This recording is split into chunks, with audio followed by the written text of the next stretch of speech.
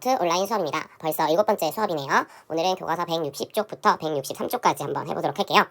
자, 먼저 우리 이번 시작은 이제 활동을 간단하게 한번 해볼 건데, 얘들아, 우리 지난 시간까지 우리 생물 개통수에 대해서 얘기를 했습니다. 분류란 어떤 건지 해서 분류의 기초에 대해서 배우면서 개통수에 대해 얘기를 했었는데, 오늘은 이제 개통수를 어떻게 작성하는지에 대해서 한번 가볍게 선생님하고 보도록 할게요.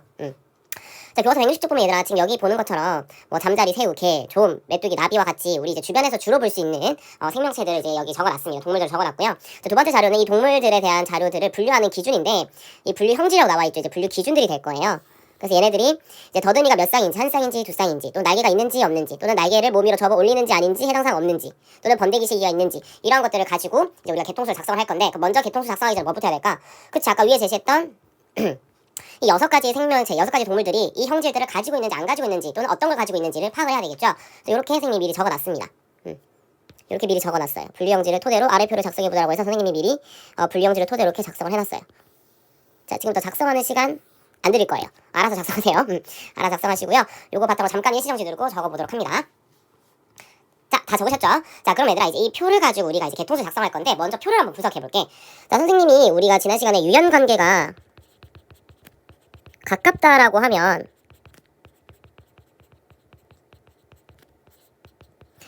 개통수에서 가까이 위치했어요? 개통수에서 멀리 위치했어요? 그렇지, 개통수에서 가까이 위치해야 돼요.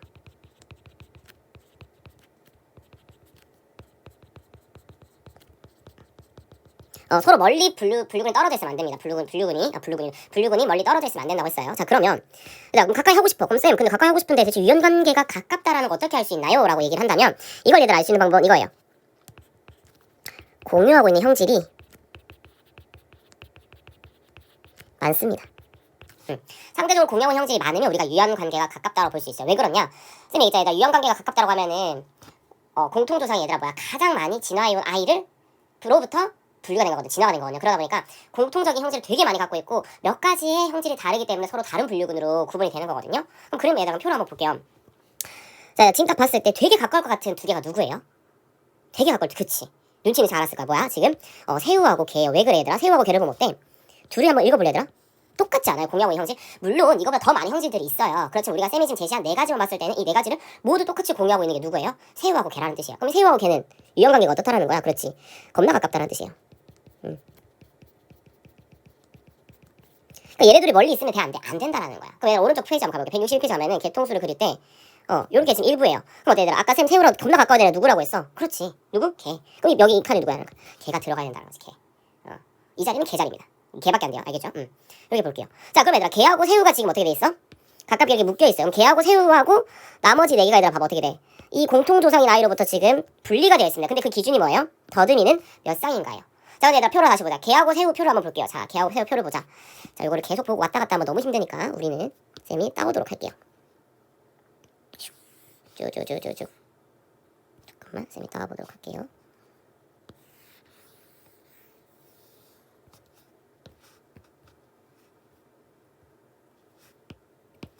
이렇게 따왔어요. 자, 그럼 이것들 같이 보고 계속 작성을 한번 해봅시다. 잘 보이죠? 자, 그럼 이제 새우. 그럼 새우하고 개하고 나머지 4개를 구분하는 게 뭐야, 지금?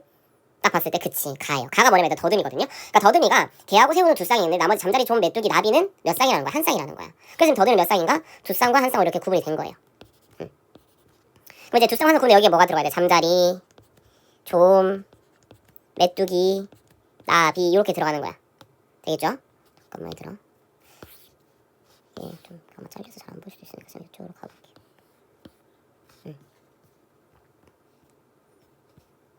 이렇게 될 겁니다. 자, 그러면 이렇게 됐을 때, 자, 그럼 또 날개가 있는가로 구분해야 돼. 날개가 없어요에 이제 좀이 빠졌네. 그럼 나머지 여기 아니에요 좀이니까 나머지 얘라고 하면 여기는 뭐가 해야 돼? 얘가 빠졌으니까 잠자리, 메뚜기, 나비, 얘 3개를 좀 봐야 되죠. 그럼 남은 게 뭐야? 잠자리, 메뚜기, 나비예요. 자, 그럼 여기서 얘들아 제일 가까워 보이는 두 아이를 한번 찾아볼까요? 누구예요? 가장 가깝게 볼 수 있는 얘네 3개 중에서도 그래도 얘네들이 더 가깝다는 애들. 그렇지, 메뚜기하고 나비야 얘들아. 봐봐. 왜? 가나다가 똑같이 공유하고 라만 달 공유하잖아요. 그런데 잠자리 같은 경우는 뭐야 얘들아? 가, 나를 똑같이 공유하고 나머지를 다르게 공유하고 있다는 걸 볼 수 있을 거예요. 물론 쌤 이렇게 얘기할 수 있는 친구들 있겠죠. 쌤, 잠자리고 메뚜기일 수도 있지 않아요? 그러면서 여러분들 이렇게 하겠죠. 왜 그러냐면 쌤 잠자리 메뚜기로 볼 수 있는 게 이런 것도 있잖아요. 만약에 잠자리 메뚜기 보면은 가, 나와 라가 같잖아요. 그리고 나비도 따지면 그렇게 따지면 얘네 두 개잖아요. 이렇게 볼 수도 있겠죠. 왜냐면은 차이가 없으니까. 그치 얘들아? 그럼 결국은 얘네들 여러분들이 뭘 가지고 오냐에 따라서 조금은 달라질 수 있을 것 같아요. 그런데 선생님은 일단은 메뚜기와 나비를 볼게요. 메뚜기와 나비를 볼 거고, 여러분들이 아마 잠자리하고 메뚜기가 좀 더 가깝다라고 생각되는 친구들은 그러니까 쌤 지금 보는 얘들아, 이 보라색 요 둘이 가깝다고 생각되는 친구들 요 나름대로 한번 그림을 그려보시고요. 선생님은 오늘 메뚜기하고 나비가 가깝다고 한번 볼게요. 그럼 메뚜기하고 나비가 가깝다라고 보면 얘들아, 그럼 메뚜기하고 나비가 가까우면은 얘네들이 잠자리와 구분되는 것은 뭐밖에 없지 지금? 다 때문에 지금 구분되는 거야. 다가 뭐예요 얘들아? 다가 뭐야? 다는 날개를 몸 위로 접어 올리는 거예요. 그러니까 메뚜기와 나비는 날개를 몸 위로 접어 올린다라는 거야. 여기서 이렇게 나눌 수 있는 거야. 봐봐. 쌤 볼게요. 초록색 여기가 이제 얘가 되겠죠? 얘가 아니오라고 한번 해볼게요. 그러면은 얘 아니오라고 했을 때 잠자리가 일로 오겠네요. 아니 안 접어 올립니다. 그리고 얘 접어 올려요. 누가? 메뚜기와 나비가 접어 올리고 다시 메뚜기와 나비는 또 구분이 되겠죠. 뭘로 구분해야 돼? 둘이 한다면 이제 라로 구분해야 되겠네. 라가 뭐냐면 번데기씨가 있는가. 얘는 접어 올리는 가예요. 얘는 번데기예요. 얘로 하면 번데기씨가 있는 걸로 가면 누구로 가야 돼? 번데기씨가 있는 아이는 나비로 가야 되겠네요. 번데기씨가 없는 아이로 하면 아니오로 가면 여기 뭐예요? 메뚜기로 가야 되겠죠. 이렇게 구분할 수도 있다라는 거예요. 이렇게. 자 그럼 이렇게 해보자. 만약에 우리가 보라색을 한번 그려볼게요. 쌤 잠자리하고 나비 메뚜기가 같이 가볼래요? 그럼 잠자리하고 메뚜기를 같이 묶고 나비를 따로 묶는 경우가 뭐지 얘들아?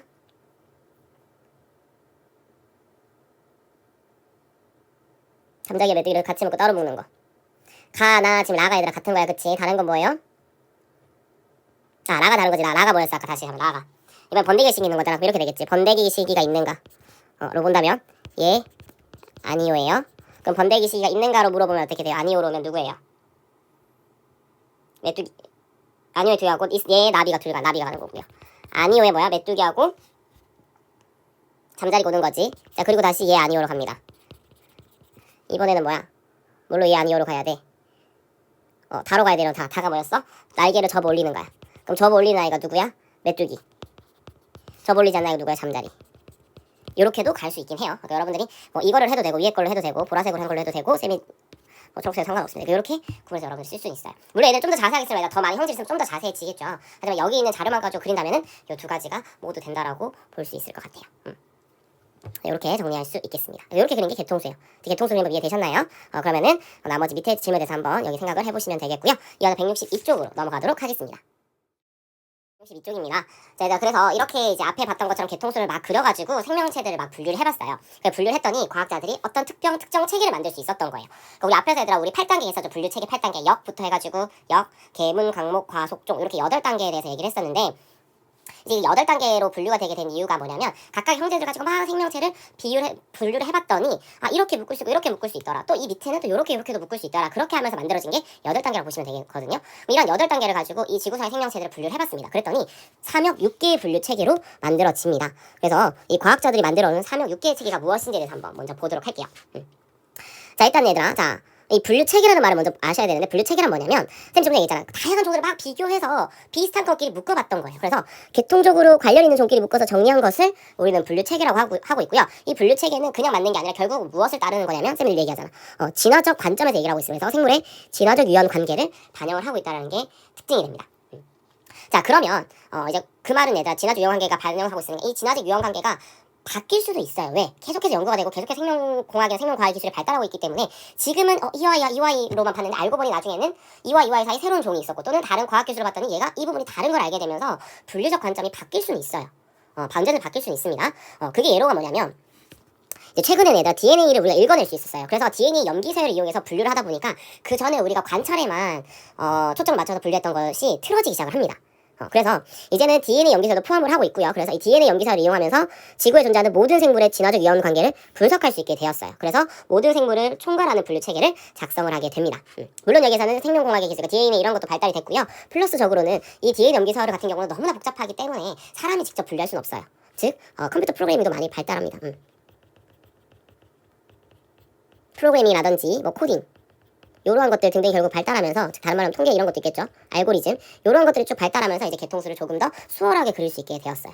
수월하게 조금 더 정확하게 그릴 수 있게 되었다라는 거. 그러니까 생명과학이라는 부분에서 발전이 있어서 얘들아 생명과학 부분이 아니라 여러 가지 공학적 기술이 같이 가미되어야지만 좀 더 발전할 수 있다라는 걸 기억을 해주시면 좀 좋을 것 같아요. 그러니까 과학이라든지 이런 수학 등 학문의 발전은 그 학문 하나만 가지고 절대 안 된다. 주변에 여러 가지 학문들이 같이 함께 적용이 되면서 융합이 되면서 더 발전하고 있다라는 부분을 여러분들 꼭 기억하시고 대학교를 진학하셨으면 좋겠습니다. 여튼 뭐 이렇게 저렇게 해가지고요 됐고요. 그러면서 이제 그러면 이 DNA 염기사를 가지고 누가 먼저 밝혔냐? 우주라는 미국의 생명과학자가 이용을 했습니다. 그래서 특정 rRNA 염기사유를 이용했더니 생물의 개통수를 작성할 수 있었어요. 그리고 이 사람이 요렇게 분류하면 세균력, 고세균력, 우리 제일 최고 단계잖아요. 가장 큰 단계, 가장 아래 단계, 가장 큰 단계가 여기였잖아요. 이처럼 세균력, 고세균력, 진핵생물력, 삼역 분류 체계를 제시하였습니다. 이게 얘들아 최신이에요. 자, 최신이라는 말은 얘들아 무슨 말일까? 과거라는 말이 있다라는 뜻이겠지. 그러니까 과거에는 즉 얘들아 뭐 그렇게 과거라고 할 필요 없을 것 같아요. 쌤이 배울 때만 하더라도 얘들아 삼역에 대해서 안 배웠어요. 우리는요. 계문, 강목, 과속, 종망 배웠고요. 역이라는 단계는 없었습니다. 근데 쌤이 역이라는 단계를 우리가 영어로 하면 도메인이라고 하는데 도메인 역이라는 단계를 쌤이 대학교 가서 배웠어요. 그러니까 그 당시에 쌤이 대학교 갔을 때만 해도 역이라는 게 있었는데 아직까지 고등학교 교육과정까지는 내려오진 않았던 내용입니다. 하지만 이제는 이제 내려오기 시작을 했어요. 그래서 우리는 삼역 6개의 분류 체계를 배우게 될 겁니다. 그러면 쌤은 뭘 배웠느냐? 요거 배웠어요. 우리는 5개 분류 체계를 배웠어요. 그러니까 우리가 배울 때는 5개였는데 대학교 갔더니 3역 6개로 바뀌었던 거예요. 그리고 조금 시간이 지나니까 우리 고등학교에서도 이제 3역 6개로 바뀝니다. 그럼 5개 분류 체계에서 3역 분류 체계로 바뀌면서 어떤 변화가 있었냐면 원래는 세균과 고세균이 원핵생물계라는 한 곳에 속했거든요. 근데 얘네가 별도의 무리로 구분됩니다. 그 말은 어떤 특정한 차이점이 존재한다는 거고요. 분류를 시키고 봤더니 오히려 고세균이라는 아이는 세균이라고 이름이 붙어있긴 하지만 세균 쪽보다는 누구랑 더 가깝냐면 진핵생물과 조금 더 유형관계가 가깝다라는 것을 알게 되었어요. 그래서 이런 걸 알게 되었다는 겁니다. 그래서 우리가 앞으로 뒤에서 이제 우리가 분류체계를 좀 더 자세히 배울 건데 그럼 오늘은 뭘 할 거냐? 어떻게 3역 6개의 분류체계가 나왔는지 그런 어떤 역사적 히스토리를 한번 보도록 할게요. 자, 얘들아 우리가 초반에는 생명과학 분류할 때 처음에는 얘들아 가장 우리가 믿을 수 있었던 게 뭘까요? 그치, 관찰 결과입니다. 결과의 자료예요. 그러다 보니까 눈으로 볼 수 있는 것만 하다 보니까 눈으로 보지 못하는 것을 분류할 수 있었을까 없었을까? 없었어요. 그래서 맨 처음엔 얘들아 이게입니다. 이게 분류체계를 얘기합니다. 그게 뭐냐면 식물 동물이었어요. 그러니까 식물 아니면 동물로만 우리가 구분을 해요. 왜? 눈으로 보이는 게 그거밖에 없으니까. 보라는 거야. 물이 아니라 식물, 동물을 쓰고 싶었는데. 됩니다. 자, 그런데 얘들아 큰 생명과학적 발명을 생각가 있어. 과학 기술이 발전하고 관찰이 내용이 점점 많아짐에 따라서 분류체계가 변할 수 있다고요. 뭐가 발견하게 되냐면 얘들아 그렇지. 눈에 보이지 않던 걸 볼 수 있게 돼요. 뭐가 발명돼서? 현미경이 발명됩니다. 그러면서 2개에서 몇 개로 가냐면 3개로 가요. 2개에서 3개로 갑니다. 자, 그러다가 과학의 발달이 가요. 현미경이 되면 어떤 현미경이냐면 그렇지. 전자현미경이 발명이 돼요. 그래서 어떻게 돼? 더 자세하게 볼 수 있는 거야. 그러니까 세포의 구조의 차이점까지 볼 수 있게 됩니다. 그러면서 뭐가 되냐면 5개로 발달이 돼요. 5개로 발달이 되고요. 이제 5개에서는 지금 이제 최종적으로 뭘로 왔어요, 얘들아? 그렇지. 3역 6개 체제로 오는데 이 3역 6개 체제로 가장 발명한 게 뭐냐면 그렇지. 유전공학 기술의 발달입니다. 유전 기술 발달이 3역 6개로인데 큰 영향을 미치게 돼요. 그래서 이제 최근의 과학자들 같은 경우는 유전 강령을 특히 많이 보고 있고요. 어떤 아이들에 대해 유전 기술이 정말 중요할까? 특징이 없는 되게 단세포 아이들 있죠. 세균은 얘들 하나의 세포고요. 얘들아 겉으로 봤을 때는 차이점이 없어요. 어찌 보면. 그럼 걔네들은 그런데 서로 다른 종이란 말이야. 그럼 구분할 수 있는 건 뭐밖에 없어? 염기서열밖에 없는 거야. 이 DNA 염기서열을 가지고 분석을 합니다. 그래서 그 DNA 염기서열은 rRNA를 많이 활용을 하고 있다는 점을 보시면 될 것 같아요. 이렇게 보게 됩니다. 자, 그러면 밑에 한번 보도록 할게요. 이렇게 발달되었다는 거 보시고 내용 이어서 보도록 하겠습니다. 자, 그럼 세균력에 속하는 생물은 뭘까 얘들아? 세균이야. 그럼 당연히 뭘까 얘들아? 원핵세포예요. 얘네들이 진핵세포가 될 수는 없어요. 원핵세포로 구성이 되어 있고요. 세포벽을 가지고 있어요. 식물에도 가지고 있는 어떤 성분이냐면 펩티도글리칸이라는 성분을 가진 세포벽을 가지고 있습니다. 식물하고 다릅니다. 식물도 세포벽이 있는데 걔는 셀룰로스예요. 근데 이제는 세균도 세포벽이 있습니다. 이거 우리 얘랑 배웠어요. 생원에서 배웠습니다. 생원에서 세균 우리 병원체 종류 배웠던 내용이야. 펩티도글리칸이라는 세포벽을 가진다라는 것이고요. 고세균 역현에 속하는 생물들 얘들아 유사하게 원핵세포예요. 똑같아요. 세균력에 속하는 아이들처럼 원핵세포입니다. 그런데 차이점이 뭐냐면요. 일단 세균은 살지 못하는 극한환경에 살아가요. 극한환경이라고 하면은 빡센 곳이겠죠. 어떤 곳이냐면 겁나 뜨거운 곳입니다. 온천 이런 데 70도 80도 이런 데 사는 아이들이에요. 우리가 그럼 익을 것 같은 온도 있죠. 또는 산소가 없는 곳에 사는 아이들이에요. 산소가 없는 곳. 그리고 겁나 짠 곳. 이거 여기서 3초에서 세균이 아예 없을 것 같은데 이런 곳에서도 사는 아이들이 있습니다. 그래서 그 아이들 어떻게 부르냐면 뜨거운 데 사는 아이들 우리는 극호열군, 극호다. 열을 너무 좋아한다 라고 이렇게 붙여요. 실제로 열을 좋아하는 건 아니고 그래서 살 수 있다, 견딜 수 있다는 뜻인데 이름을 이렇게 붙인 거예요. 그 다음에 짠 곳을 좋아한다. 극호염균입니다. 그리고 산소가 없는 곳에 사는 아이들 우리는 메테인 생성균이라고 해요. 이렇게 세 가지로 구분을 하고 있습니다. 이러한 아이들이 있고요. 또 얘네들 특징이 뭐냐면 아까 얘기했지 얘들아. 고세균과 고세균을 구분하다 보니까 어떤 걸 또 발견하게 됐다? 그치, 오히려 세균과 가깝기보다는 진핵생물과 가까운 부분이 좀 더 많더라는 거야. 구조적인 측면에서는 아무래도 세균하고 좀 가까운데 어떤 부분이 진핵생물과 비슷하냐면 유전 정보가 발현되는 부분이 되게 진핵생물과 유사한 거예요. 그래서 여러분들 기억나실지 모르겠어요. 히스톤 단백질 있잖아요. 얘들아. 히스톤 단백질은 모든 생명체가 가지고 있는 게 아니거든요. 진핵생물만 가지고 있다고 얘기를 했었어요, 예전에는. 그래서 원핵생물은 없고 진핵생물만 가지고 있다고 얘기했는데 선생님이 여러분들 우리 2단원 유전체 할 때 제일 처음에 얘기했던 부분이 있어요. 세균으로 볼 수 있는 아이들, 즉 원핵생물 중에서도 무조건 없는 건 아니다. 일부 아이들이 히스톤 단백질을 가지고 있는 아이들이 있다라고 했는데 그 아이들이 누구냐면 얘입니다. 고세균에 속하는 아이들이에요. 고세균에 속하는 원핵생물들은 일부 히스톤 단백질을 가지고 있는 아이들이 있습니다. 이 부분이 좀 차이가 나더라는 거죠. 그러니까 예전에는 뭐야 얘들아, 다 없었어. 근데 이제 기술이 발달하고 많은 생물 종을 발견하다 보니까 있는 놈도 있구나라고 되더라는 겁니다. 이런 차이가 있다라는 거. 그래서 생명과학 학문 같은 경우는 이론 자체도 계속 많이 변화하는 좀 살아있는 학문이라고 좀 볼 수 있을 것 같아요. 이런 부분들은. 그러니까 어떤 고정적인 이론들이 당연히 있고 고정적인 역할들이 있긴 하지만 여러분 뉴스 봐서 알겠지만 새로운 역할도 되게 많이 찾아내게 되고요. 어떤 새로운 정보를 발견하게 되고요. 새로움이 많은 학문 중에 하나가 생명과학이라고 볼 수 있을 것 같아요. 가장 많이 변하고 있고 가장 살아있고 가장 따끈따끈하게 늘 새로운 것들이 나타나고 있는 그런 학문이라고 보실 수 있을 것 같습니다. 하여튼 이렇게 볼 수 있고요. 진핵생물역에 속한 아이들은 어떻게 구성이 되어 있느냐? 당연히 진핵세포겠죠. 당연히 진핵세포고요. 단세포나 다세포, 세포의 구조, 영양 방식에서 매우 다양한 특징이 나타난다는 말은 이 기준에 따라서 구분이 됩니다. 그래서 어떻게 구분이 되느냐? 총 4개의 개로 구분되는데요. 원생생물계, 식물계, 동물계, 균계로 구분할 수 있습니다. 자, 그럼 얘네들 어떻게 구분하는지에 대해서 밑에 여러분들 이 그림을 보시면 자세히 아실 수 있어요. 그런데 이 그림을 보기 전에 선생님이랑 요 그림을 보기 전에 선생님이랑 내용을 먼저 한번 정리를 간단하게 한번 해볼게요. 자, 보시면은요. 자, 어떻게 그럼 얘네들이 구분되었느냐. 자, 먼저 얘들아 원생 생물계하고 식물계, 균계, 그 다음에 이렇게 구분할 수 있어요. 원생 생물계와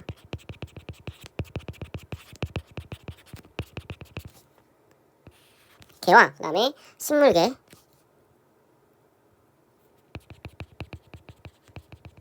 균계,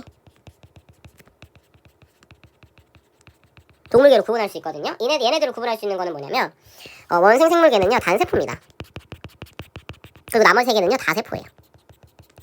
자, 그런데 이게 또 절대적인 게 아닌 게 보다 보니까 원생물계에서 단세포가 아닌 아이들이 있는 거야. 세포가 여러 개가 있는 아이들이 있는 거예요. 그래서 다세포인가 봐 이래 봤더니 또 진짜 우리 식물계나 균계나 동물계처럼 진짜 다세포라고 볼 수는 또 없는 아이들인 거야. 그래서 얘네를 뭐라고 하냐면 다세포성이라는 말을 붙입니다. 그러니까 다세포성이라고 이름을 붙인 이유는 뭐냐? 얘를 왜 진짜 다세포 생물이라고 못 보냐면은 진정한 다세포는 아니다라는 거예요. 그럼 진정한 다세포가 왜 그럼 진정한 다세포가 아니냐라고 하면은 기관 분화가 일어나지 않았던 거예요. 선생님 앞에서 얘기했으니까 다세포 생물이라고 하면은 기관 분화가 일어나는데 기관 분화가 일어나지 않았기 때문에 우리가 다세포성이라는 말을 붙입니다. 그래서 다세포와 단세포로 구분할 수 있고요. 자, 그럼 식물계, 균계와 동물계는 무엇으로 구분하냐면 얘네들은요 뭘로 구분하냐면 다세포는 당연히 구분 못하죠. 왜? 다 다세포니까. 구분하는 법은 영양 이용 방법입니다. 자, 영양을 어떻게 이용하느냐? 식물계는 영양을 어떻게 해야 돼? 지가 만들잖아요. 광합성입니다. 동물은 뭐예요? 먹어서 소화시키죠. 균계는요 소화라는 게 없어요. 얘는 뭘 하냐? 흡수합니다. 요렇게 이 차이 때문에 구분되는 겁니다. 그러니까 영양 이용 방법을 광합성 직접 만드느냐 영양을 아니면 소화시켜서 얻느냐 또는 흡수시키느냐에 따라서 다른 겁니다. 그래서 요렇게 우리가 구분한다라고 볼 수 있을 것 같아요. 요게 이제 가장 큰 근본적인 구분하는 거고요. 식물계와 균계는 또 공통적인 특징이 하나 있어요. 둘 다 뭘 가지냐면 세포벽을 가집니다. 세포벽. 그럼 또 짜증나지? 세균역도 세포벽을 가지고 식물도 세포벽을 가지고 균계도 세포벽을 가져. 그런데 알겠어. 세균은 근데 세포를 가지라고 펩티도 글리칸한 아이였다. 이게 펩티도 글리칸한 아이였다라면 그럼 식물계는요. 우리들 배웠잖아. 셀룰로스예요. 식물계는. 셀룰로스 성분의 세포를 가집니다. 그럼 균계는요. 둘 다 셀룰로스면 구분할 필요 없겠지. 그치? 다르다라는 거야. 뭐야? 키틴입니다. 키틴질이라고 아이로 세포를 가진다. 이런 차이가 있다라고 보시면 될 것 같아요. 이렇게 볼 수 있을 것 같고요. 그리고 좀 더 크게 보자면 영양 그 방식은 독립과 종속 관점에서 영양을 본다면은 만들어내는 걸 뭐밖에 영양을 만들어내면 이제 독립이고요. 만들어진 이미 있는 유기물을 이용하면 종속이었잖아, 그치? 그럼 여기서 보면 식물계는 뭘까? 무슨 색으로 써볼까요? 다른 색으로 써보자. 핑크한 걸로 바꿔보자. 자, 얘는 뭘까 얘들아? 얘는 독립이에요. 얘네들은 뭘까요? 그렇지, 종속이겠죠. 종속이겠지. 그럼 쌤 얘는 원생생물은요? 일단 대부분의 아이들은 종속이거든요. 그런데 어떤 아이도 있느냐? 얘가 좀 되게 독특한 아이예요. 독립도 있어요. 그러니까 원생 생물계 특징이 뭐냐면 독립 영양을 하는 아이도 있는데 종속 영양을 하는 아이도 있어요. 근데 또 어떤 아이도 있는지 알아요? 얘네 둘이 짬뽕 되는 아이도 있어요. 그러니까 독립만 하는 아이도 있고 종속만 하는 아이도 있고 독립, 종속 둘 다 하는 아이들도 있더라라는 거. 이런 차이점이 있다라는 것을 볼 수 있을 것 같아요. 그뿐만 아니라 세균도 얘들아, 세균에 속한 아이들도 뭐야 얘들아? 대부분 아이들 종속이겠죠. 있는 유기물 영양소잖아요. 최초 생명체는 종속 영양이었잖아요. 근데 얘네들이 짬뽕 되는 아이들도 있어요. 그러니까 독립 영양을 하는 아이도 있고 종속 영양을 하는 아이도 있고 독립, 종속 둘 다 하는 아이들도 있더라라는 거. 이런 차이점이 있다라는 것을 볼 수 있을 것 같아요. 광합성 세균은 뭐야? 독립이잖아, 그치? 얘네는 독립과 종속을 따로 하는 애들 이렇게도 있다라고 보시면 될 것 같고, 그럼 고세균은요? 고세균은 거의 종속입니다. 극한에 살기 때문에 스스로 만들기는 어려워요. 그래서 있는 유기물을 활용한다. 종속 영양 생물이라고 보시면 될 것 같아요. 이렇게 구분하시면 될 것 같고요. 마지막 질문에 대해서 한번 얘기해보고 끝내볼까요? 사람은 삼역 중에 어느 역에 속할까? 틀리면 안 되겠죠. 우리는 진핵 생물역에 속합니다. 진핵에 속한다라는 내용이고요. 이 내용을 바탕으로 얘들아 교과서 100여기입니다. 63쪽 내용을 한번 나름대로 그냥 스스로 한번 채워보시던지 한번 그냥 읽어만 보시면 될 것 같아요. 수업 시간에 지금까지 했던 내용을 정리하는 활동이라고 보시면 되겠습니다. 자, 그러면 오늘도 고생 많았고요. 네, 다음 시간에 만나도록 하겠습니다. 안녕.